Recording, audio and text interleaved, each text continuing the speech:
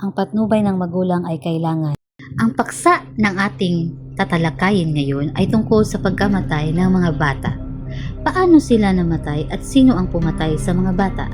Bakit humantong sa pagpatay ang pangyayari na ito? Ating alamin at tuklasin.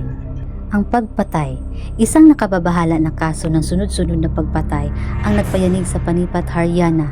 Sa taong 2023, nalunod ang 9 years old na anak na babae ng kanyang hipag sa pumatay. Di nagtagal, nilunod ng suspek ang sarili niyang 3 years old na anak na lalaki upang mamukhang hindi sinasadya. Sa taong August 2025, nalunod ang 6 years old na babae na si Jeya sa isang tangke ng tubig. Sa December 1, 2025, nalunod ang 6 years old na si Vidhe, ang kanyang pamangkin ng suspect, sa isang water tub na nakalak mula sa labas ng panahon ng kasal.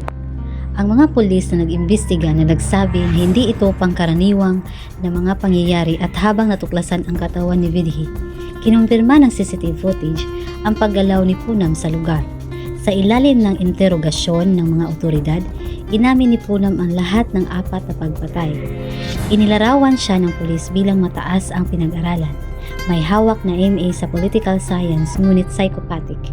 Maingat na isinigawa ang mga plano sa mga pagpatay at sa pagkatapos ng bawat pagpatay, ipinakita ni Poonam ang nakakagambalang kalmado na aura at ipinagdiriwang niya ang kanyang mga aksyon ng pribado. Inilarawan ng mga nakasaksi sa kasal noong December 1, 2025 na si Poonam ay ayaw makipaghalubilo at tahimik na tumatanggi sa mga pagdiriwang.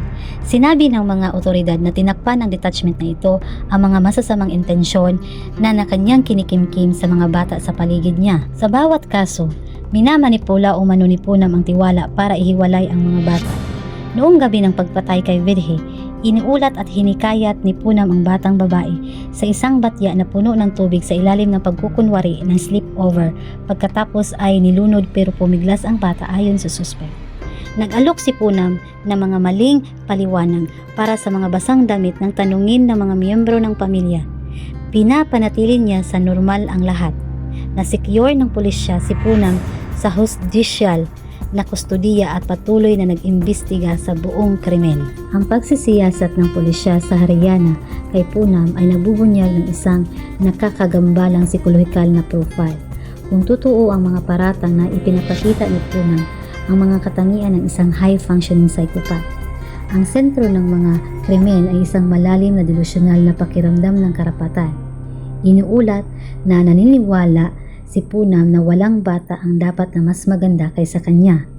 Siya ay sinasabing nakagawa ng pagpatay at pagkatapos ay agad na bumalik sa mga sosyal na kaganapan na nagbibigay ng katwiran sa kanyang basang damit at nagdiwang ng pribado na nagpagpakita ng isang kumpletong kawalan ng pagsisisi. Ang mga di umano'y mga pagkasala ay hindi pabigla-bila ngunit maingat na binalak. Siya ang nag-orkestra sa mga aksidenteng naganap. Ang napahamak na sa ginawa niya ay ang kanyang sariling anak na 3 years old na lalaki na sinasabing upang ilihis ang hinala sa kanyang sarili. Ang pagkilos na ito ay nagpapakita ng emotional detachment sa isang malalim na kawalan ng kakayahang kumekta o makiramay sa iba.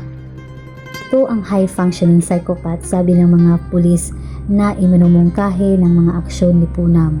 Delusional na pakiramdam ng karapatan, sobrang selos sa ibang bata lalo na sa mga babae, kakayahang gayahin ang normal na pag-uugali, detalyadong pagplano ng mga pagpatay, complete emotional sa pagkakahiwalay kahit kanyang sariling anak. Pagsisiyasat ay nagpapatuloy na sinisiyasat ng mga pulisya ang lahat ng mga anggulo kabilang ang mga pag-aangkin ng pamilya ng isang occult pattern habang pinapanatili at nangingibabaw ang motibo ng selos that drives to psychopath. Ang Superintendent of Police ay nagsiwalat sa isang press conference na ang akusado na kinilala bilang Poonam ay nag-target ng mga bata sa loob ng kanyang pamilya at ang mga extended na kamag-anak mula 2023 hanggang 2025. Ang akusado ay lumilitaw na isang psychopath. Naniniwala siya na walang anak sa kanyang pamilya ang dapat na mas maganda kaysa